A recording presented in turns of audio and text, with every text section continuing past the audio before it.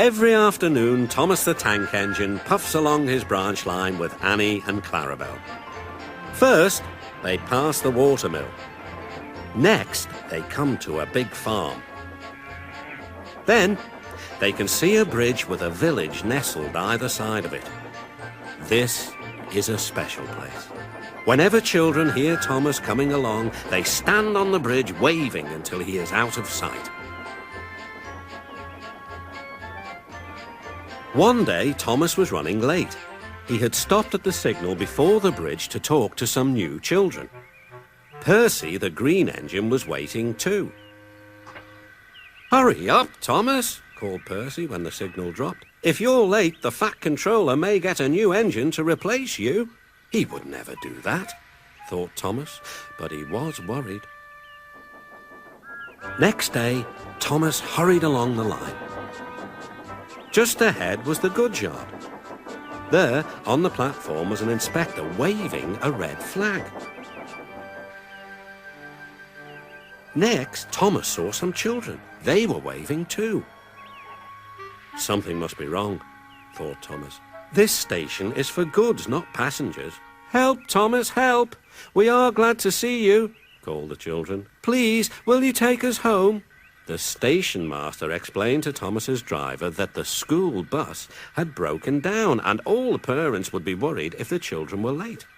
Thomas waited as the children walked down from the bridge. Then he took them to the next station where Bertie was waiting to take them home. When Thomas finished his journey, he was very late. He was worried that the Fat Controller might be cross with him. "I warned Thomas," puffed Percy to James.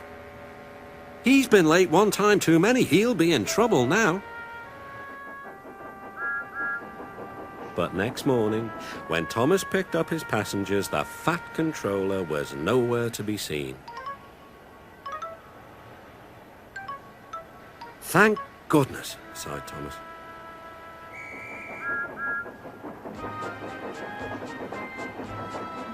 Thomas knows every part of his branch line. Just ahead was a stretch where the hot sun had bent the rails on the track. "Careful, Thomas," called his driver, but it was too late.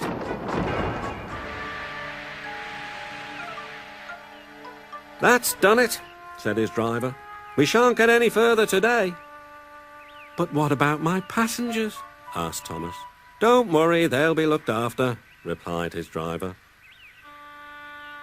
While workmen repaired the line, Thomas had to shunt trucks in the yard. Bertie came to see him. "I understand you need my help again." "Yes, Bertie," replied Thomas sadly. "I can't run without my rails." Bertie set off to collect Thomas's passengers.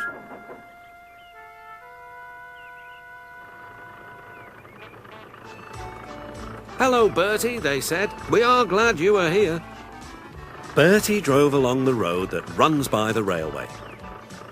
He stopped at each station along the line. Sometimes he stopped between stations to let people off closer to their homes. Thomas felt miserable. "I've lost my passengers to Bertie. They'll like him better than me."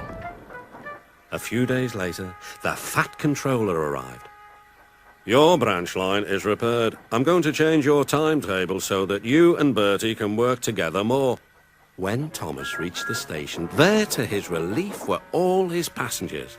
"Bertie is a good bus, but we missed our train rides with you," they said. Later, Thomas spoke to Bertie. "Thank you for looking after my passengers."